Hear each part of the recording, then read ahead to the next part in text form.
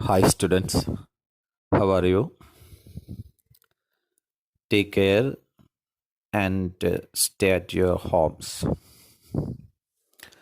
Now I am going to teach you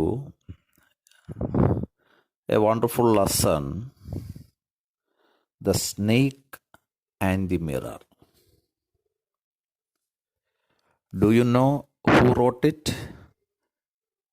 Y.K. Muhammad Bashir, who is known as Bepur Sultan. I think it is wrong to say more about him because he is one of the most famous writers in Malayalam literature, and you might have studied many of his stories in your previous classes. Vaikom Muhammad Basheer എന്ന് പറഞ്ഞാൽ മലയാളിയെ പ്രത്യേകിച്ച് പരിചയപ്പെടുത്തേണ്ട കാര്യം ഇല്ല.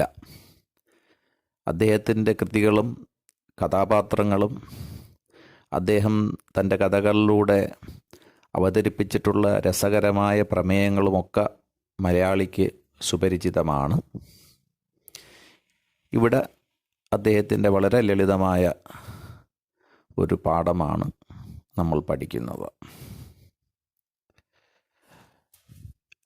You know that Y.K. Muhammad Bashir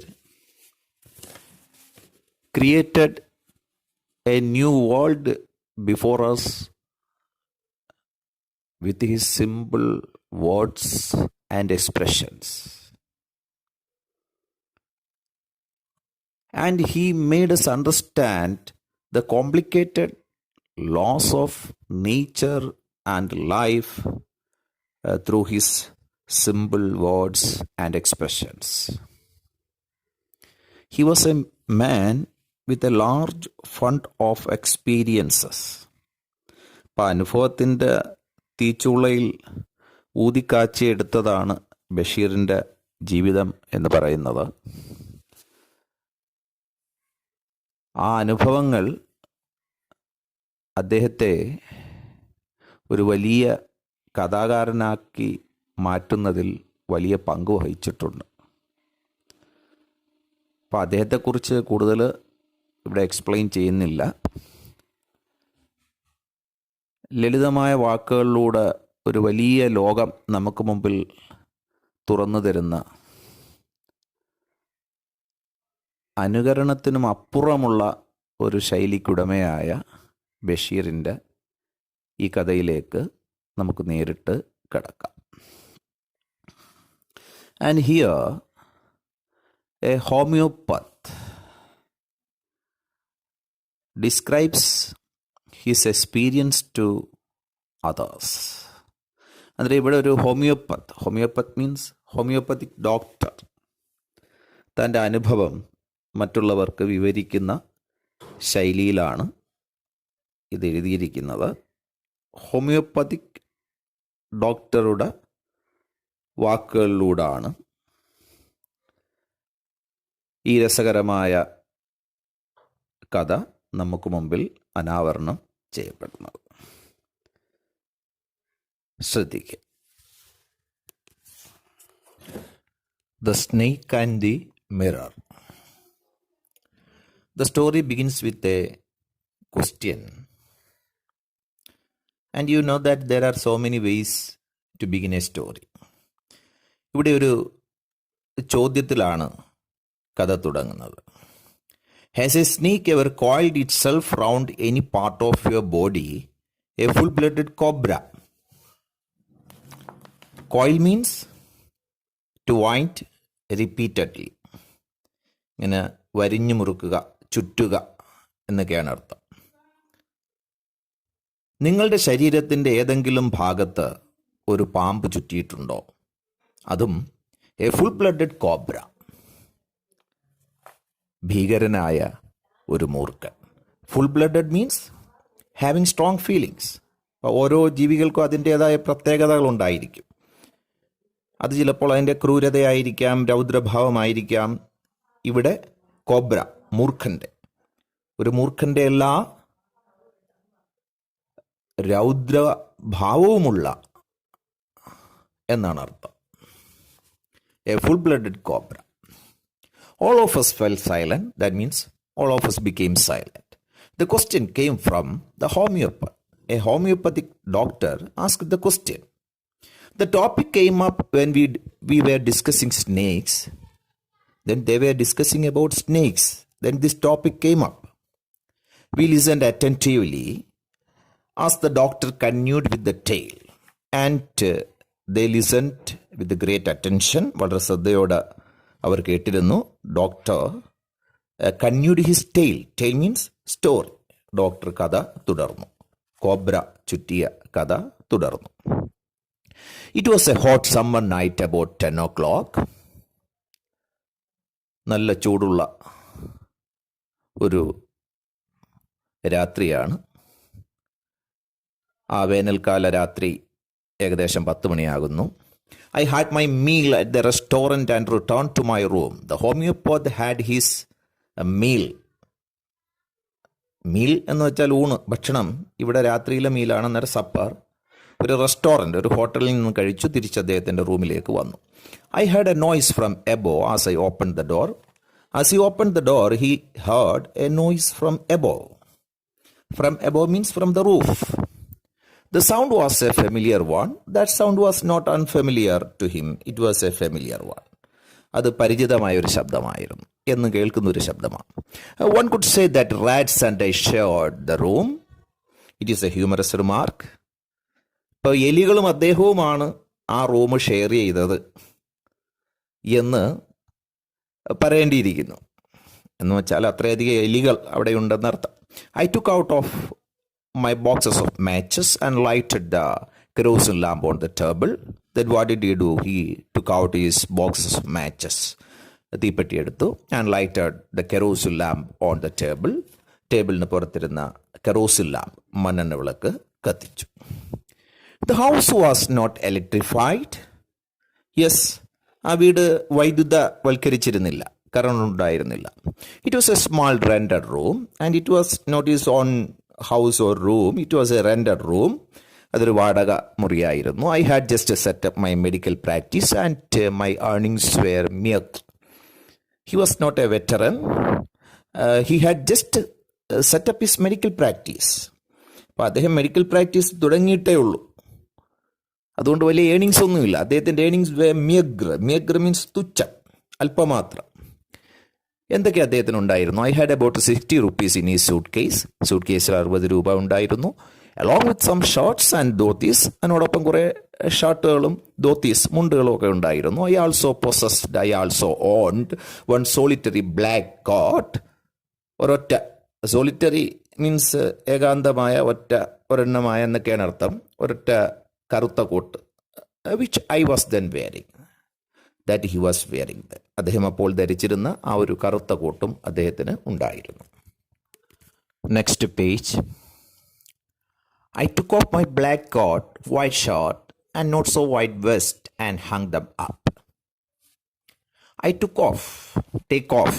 Take off means remove. ഇപ്പോൾ ഊരുക എന്നൊരർത്ഥമുണ്ട്. ഇപ്പോൾ plain take off ആണെന്ന് വെച്ചാൽ പ്ലെയിൻ അവിടെ നിന്ന് പൊങ്ങുന്നതിനാണ്, ആ സ്ഥലം വിട്ട് പോകുന്നതിനാണ്. I took off my black coat, white shirt and not so white vest and hung them up. ഞാൻ എൻ്റെ കറുത്ത കോട്ടും വെള്ള ഷർട്ടും അത്ര വെളുപ്പില്ലാത്ത വെസ്റ്റ് മീൻസ് അടിവസ്ത്രം എന്നുള്ള അർത്ഥമാണ്, അവ ഊരിയെടുത്തു. ആൻഡ് ഹാങ് ദം അപ്പ്, അവ തൂക്കിയിടുകയും ചെയ്തു. അപ്പം ഹാങ് എന്നുള്ള വാക്കിന് രണ്ടർത്ഥമുണ്ട്. ഒന്ന് തൂക്കിയിടുക എന്നുള്ള അർത്ഥത്തിൽ, അങ്ങനെ വരുമ്പോൾ അതിൻ്റെ പാസ്റ്റ് ഹങ് ആണ്. Hang, hung, hung. ഇനി തൂക്കി കൊല്ലുക എന്നുള്ള അർത്ഥത്തിൽ വരുമ്പോൾ ഹാങ്, ഹാങ്ഡ് എന്ന് വരും. I opened the 2 windows in the room. Yes, there were 2 windows in the room and he opened them. It was an outer room with one wall facing the open yard. ഇപ്പോൾ homeopath ഇവിടെ ആ റൂമിനെ കുറിച്ചുള്ള ഒരു വിവരണമാണ് തരുന്നത്. അത് ഒരു outer റൂമാണ്, with one wall phasing the open yard. Open yard, തുറന്ന മുറ്റത്തേക്ക് ആ റൂമിൻ്റെ ഒരു വാതിൽ ഫേസ് ചെയ്ത് നിൽക്കുന്നു. ഇന്നർ റൂമല്ല. ഇന്നർ റൂമാകുമ്പോൾ ആ റൂമിൽ നിന്നും മറ്റൊരു റൂമിലേക്ക് നമുക്ക് കിടക്കാൻ പറ്റും. ഇതങ്ങനല്ല, ഈ റൂമിൽ നിന്നും പുറത്തേക്ക് കിടക്കാം. അതിനാണ് ഔട്ടർ റൂം എന്ന് പറയുന്നത്. Okay. It had a tiled roof with long supporting gables that rested on the beam over the wall. It had a tiled roof. Tiled roof ആണ്. Tile means ഓട് എന്ന് നമ്മൾ പറയും. ഇപ്പം നമ്മളിപ്പോൾ തറയോട് ഇടാറുണ്ട്. പണ്ടെന്ന് പറയുന്നത് പിന്നെ വീടിന് മേൽക്കൂര മിക്കവാറും ഓടായിരിക്കും ഇടുന്നത്, മേലോട് എന്ന് പറയും. Okay. It had a tiled roof, ഓടിട്ട മേൽക്കൂരയാണ്, with long supporting gables that rested on the beam over the wall. And that roof has long supporting gables. Long, നീളമുള്ള സപ്പോർട്ടിങ്, ഈ റൂഫിനെ സപ്പോർട്ട് ചെയ്ത് നിൽക്കുന്ന ഗേബിൾസ് ഉണ്ടായിരുന്നു. ഗേബിൾ എന്ന് പറഞ്ഞാൽ അറിയാമല്ലോ, the end part of the roof with a triangular shape. ഇപ്പോൾ റൂഫിൻ്റെ എൻഡായിരിക്കും, അത് ഒരു ത്രികോണാകൃതിയിലായിരിക്കും. അതിൻ്റെ മുകളിലാണ് ബീം, അതിലാണ് റൂഫ് ഘടിപ്പിച്ചിരിക്കുന്നത്. Okay. That rested on the beam over the wall. Okay. അന്നേരം ഈ supporting Gables, yes, that rested on the beam over the വാൾ. ആ ഭിത്തിയുടെ മുകളിലുള്ള ബീം, ആ മേൽക്കൂര എന്നിവിടെ വേണമെങ്കിൽ പറയാം, ഉത്തരം എന്ന് വേണമെങ്കിൽ പറയാം.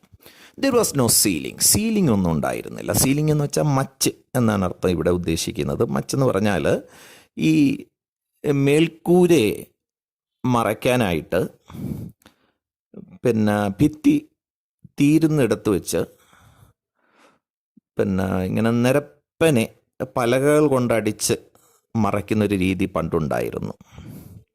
അതിനാണ് ഈ മച്ച് അഥവാ സീലിംഗ് എന്ന് പറയുന്നത്. അപ്പോൾ നമുക്ക് വളരെ കംഫർട്ട് അനുഭവപ്പെടും.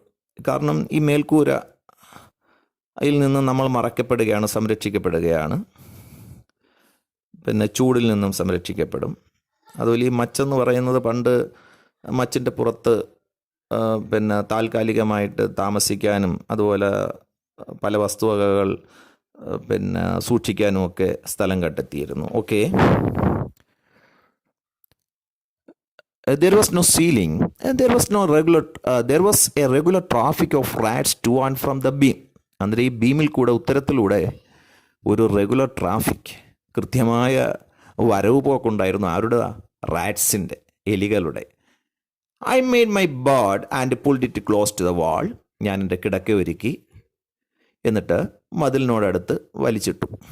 ഐ ലേ ഡൗൺ, ഞാൻ കിടന്നു. ലൈ രണ്ടർത്ഥമാണ്. ഒന്ന് കിടക്കുക, കിടക്കുക എന്ന് പറയുമ്പോൾ ലൈ, ലേ, ലെയിൻ എന്നിങ്ങനെ 3 ഫോംസ് വരും. LAIN, lain. ഇനി ലൈ, കള്ളം പറയുക എന്നുള്ള അർത്ഥത്തിൽ വരുമ്പോൾ lie, lied, LIED. I lay down but I could not sleep. Yes, he could not sleep. ഉറങ്ങാൻ കഴിഞ്ഞില്ല. I got up and went out to the veranda for a little air. You know that it was hot, so he got up and went out to the veranda for a little air. ഒരൽപ്പം കാറ്റ് കിട്ടാൻ വേണ്ടി പുറത്ത് വരാന്തയിലേക്ക് ഇറങ്ങി. But the wind god seemed to have taken time off. പക്ഷേ wind god, Vayudevan, seemed to have taken time off. അപ്പോൾ വായുദേവൻ അവധിയെടുത്തിരുന്നു, അവിടെ ഇല്ലായിരുന്നു എന്ന് പറഞ്ഞാൽ കാറ്റില്ലായിരുന്നു എന്നർത്ഥം. ഓക്കെ. അന്നേരം ഇതിൽ പിന്നെ ബഷീറിൻ്റേതായിട്ടുള്ള വളരെ ഹ്യൂമറസ് ആയിട്ടുള്ള പല പ്രയോഗങ്ങളും നിങ്ങൾ ശ്രദ്ധിക്കുന്നുണ്ടായിരിക്കും. I went back into the room and sat down on the chair. ഞാൻ തിരിച്ച് റൂമിലേക്ക് ചെന്നു, കസേരയിലിരുന്നു. I open the box beneath the table. ടേബിളിന് ചുവടെയുള്ള, താഴെയുള്ള ബോക്സ് തുറന്നു. ബിനീത് മീൻസ് താഴെയുള്ള എന്നുള്ളതാണ്. And took out a book എടുത്തു. And what's the name of that book? The materia medica. അന്നേരം മെഡിസിൻ സംബന്ധമായ ബുക്കാണ്. അദ്ദേഹം ഒരു ഡോക്ടറാണല്ലോ. I opened it at the table on which stood the lamp and a large mirror. A small comb lay beside the mirror. Yes, I opened it at the table. ആ ടേബിളിൽ വെച്ച് ആ ബുക്ക് ഞാൻ തുറന്നു. On the table stood the lamp. ആ ടേബിളിൻ്റെ പുറത്താണ് ആ വിളക്ക്, മണ്ണെണ്ണ വിളക്കിരുന്നത്. അത് മാത്രമല്ല, എ ലാർജ് മിറർ, വലിയൊരു കണ്ണാടി ഉണ്ടായിരുന്നു, ദർപ്പണം. ആൻഡ് എ സ്മാൾ കോം, ചെറിയൊരു ചീപ്പ്, ലേ ബിസൈഡ് ദ മിറർ, ആ കണ്ണാടിക്ക് സമീപം ചെറിയൊരു ചീർപ്പുമുണ്ടായിരുന്നു. ചീർപ്പ് എന്നാണ് നമ്മൾ ചീപ്പ് എന്ന് പറയുന്നത്. കോം, ചീർപ്പുക എന്നും പറയാറുണ്ട്, ചീർപ്പ് എന്നും പറയാറുണ്ട്. One feels tempted to look into the mirror when it is near. It is a truth. അതൊരു സത്യമാണ്, ഒരു സ്റ്റേറ്റ്മെൻ്റാണ്. എന്താണത്? വൺ ഫീൽസ് ടെംപ്റ്റഡ്, ഒരുവന് ടെംപ്റ്റേഷൻ തോന്നും. ടെംപ്റ്റേഷൻ എന്ന് പറഞ്ഞാൽ പ്രേരണ. എന്തിനാണ്? To look into a mirror when it is near, when it is near. അടുത്ത് കണ്ണാടി ഇരിക്കുമ്പോൾ അധികം നോക്കാൻ തോന്നും. നമ്മളങ്ങനെയാണല്ലോ, ഒരു വീട്ടിൽ ചെന്ന കിണർ കണ്ടാൽ കിണറിനകത്തേക്ക് നോക്കാൻ തോന്നും. അതുപോലെ തന്നെ കണ്ണാടി ഇരുന്നാൽ കണ്ണാടിയിലൊന്ന് നോക്കാൻ തോന്നും. ഒരു ചീർപ്പിരിക്കുന്ന കണ്ട് അതിടത്തൊന്ന് ചീർപ്പാൻ തോന്നും. ഇതൊക്കെ സാധാരണയുള്ള ടെംപ്റ്റേഷൻസ് ആണ്, മീൻസ് പ്രേരണകളാണ്. ഐ ടുക്ക് എ ലുക്ക്, ഞാനൊന്ന് നോക്കി, കണ്ണാടിയിലേക്കൊന്ന് നോക്കി. In those days I was a great admirer of beauty and I believed in making myself look handsome. Okay, അന്നേരം അദ്ദേഹത്തിൻ്റെ വളരെ ഹ്യൂമറസ് ആയിട്ടുള്ള ചില പ്രസ്താവനകളിലേക്ക് കടക്കുകയാണ്. ഐ ടുക്ക് എ ലുക്ക്, ഞാനൊന്ന് നോക്കി, അല്ലേ, കണ്ണാടിയിലേക്ക് നോക്കി. നമ്മൾ കണ്ണാടി നോക്കുമ്പോൾ പേടിക്കുക ചെയ്യുന്നത്. ഇതെന്താണ്? In those days I was a great admirer of beauty. അക്കാലത്ത് ഞാനൊരു വലിയ സൗന്ദര്യ ആരാധകനായിരുന്നു. അഡ്മയർ ചെയ്യുക എന്ന് വെച്ചാൽ പുകഴ്ത്തുക, ആരാധിക്കുക, സ്തുതിക്കുക എന്നൊക്കെയാണ് അർത്ഥം. അഡ്മിറേഷൻ, പുകഴ്ത്തൽ. അഡ്മയറർ, നമ്മളിപ്പോൾ ഫാൻസ് എന്നൊക്കെ പറയുന്നത് അഡ്മയറേഴ്സ് എന്നാണ്. ഓക്കെ, ഞാനപ്പോൾ ഒരു സൗന്ദര്യ ആരാധകനായിരുന്നു. And I believed in making myself look handsome. And I believed and I tried in making myself look handsome. എന്നെ വളരെ ഹാൻസമായി, വളരെ സുന്ദരനായി മാറ്റുന്നതിൽ ഞാൻ വളരെയധികം വിശ്വസിച്ചിരുന്നു. I was unmarried and was a doctor. ഞാൻ അവിവാഹിതനാണ്, ഒരു ഡോക്ടറുമാണ്. I felt I had to make my presence felt. I felt I had to make my presence felt. What did he feel? To make his presence felt. അദ്ദേഹത്തിന് എന്താ തോന്നിയിരുന്നത്? തൻ്റെ സാന്നിധ്യം മറ്റുള്ളവരെ കൊണ്ട് ഫീൽ ചെയ്യിപ്പിക്കണം. അതിനെന്താ ചെയ്യേണ്ടത്? നമ്മൾ നല്ലവണ്ണം അണിഞ്ഞൊരുങ്ങി നമ്മുടെ രൂപം മനോഹരമാക്കണം, അല്ലേ? കണ്ണാടിയുടെ മുമ്പിലൊക്കെ തപസ് ചെയ്യുന്ന ആൾക്കാരില്ലേ? I picked up the comb and ran it through my hair and adjusted the parting so that it looked straight and neat. Then what did he do? He picked up the comb. അദ്ദേഹം ആ comb, ചീർപ്പെടുത്തു. And ran it through my hair, എൻ്റെ മുടിയിലൂടെ ചീപ്പ് ഓടിച്ചു. And adjusted the parting adjust ചെയ്തു. Parting എന്ന് പറഞ്ഞാൽ ഇങ്ങനെ പിന്നെന്താണ്, രണ്ടായിട്ട് വകഞ്ഞ് ചീപ്പുന്നതിനാണ് ഇവിടെ പാർട്ട് ചെയ്യുക, വിഭജിക്കുക എന്ന് വെച്ചാൽ മുടി ഇങ്ങനെ രണ്ട് സൈഡിലേക്ക് വകഞ്ഞ് ചീപ്പുന്ന രീതി. ഇപ്പോൾ അത് നിലവിലില്ലല്ലോ. അന്നേരം അദ്ദേഹം ചീപ്പൊക്കെ എടുത്ത് മുടി രണ്ട് വശത്തേക്ക് വകഞ്ഞ് ചീപ്പി. And it looked straight and neat. വളരെ സ്ട്രൈറ്റും നീറ്റുമായിട്ട് അത് കാണപ്പെട്ട സന്തോഷമായി. Again I heard that sound from above. Again he heard that sound from above. മുകളിൽ നിന്ന് വീണ്ടും ശബ്ദം കേട്ടു. അദ്ദേഹം മൈൻഡ് ചെയ്തില്ല. I took a close look at my face in the mirror. Then he took a close look at my face in the mirror. ആ മിററിൽ എൻ്റെ മുഖം വളരെ ക്ലോസ് ആയിട്ട് ഞാനൊന്ന് വീക്ഷിച്ചു. കാരണം you know that he was an admirer of beauty. He wanted to make himself more handsome. I made an important decision. Yes, അന്നേരം തൻ്റെ മുഖത്തേക്ക് ക്ലോസ് ആയിട്ടൊന്ന് നോക്കിയിട്ട് അദ്ദേഹം വളരെ പ്രധാനപ്പെട്ട ഒരു തീരുമാനം കൈക്കൊണ്ടു. And what was it? I would shave daily and grow a thin moustache to look more handsome. That was the decision. ഒരു തീരുമാനം എടുത്തു എന്ന് പറഞ്ഞപ്പോൾ നമ്മൾ ഏതാണ്ട് വലിയൊരു തീരുമാനമാണെന്ന് വിചാരിക്കും. എന്താണ് ആ തീരുമാനം? ഐ വുഡ് ഷേവ് ഡെയിലി, ഞാൻ ദിവസേന മുഖമൊക്കെ ഷേവ് ചെയ്ത്. And grow a thin moustache, ഒരു നേർത്ത മീശയൊക്കെ അങ്ങോട്ട് വെക്കും. To look more handsome. എന്തിനു വേണ്ടിയിട്ടാണ്? In order to look more handsome, കൂടുതൽ സുന്ദരനായി മാറാനാണ്. I was after all a bachelor, a doctor. ഒന്നുമില്ലെങ്കിലും ഞാനൊരു ബാച്ചിലർ അല്ലേ, ഒരു അവിവാഹിതനല്ലേ, ഒരു ഡോക്ടറല്ലേ. ബാച്ചിലർ, അവിവാഹിതൻ എന്നുള്ള അർത്ഥമാണ്. ബ്രഹ്മചാരി എന്നൊക്കെ നമ്മൾ പറയും. അതിൻ്റെ ഫെമിനിൻ ജെൻഡർ, സ്ത്രീലിംഗം എന്ന് പറയുന്നത് സ്പിൻസ്റ്റർ. SPINSTER, സ്പിൻസ്റ്റർ അല്ലെങ്കിൽ നൺ എന്ന് പറയും. ഓക്കെ, ഞാനൊരു ഡോക്ടറല്ലേ, ഒരു അവിവാഹിതനല്ലേ,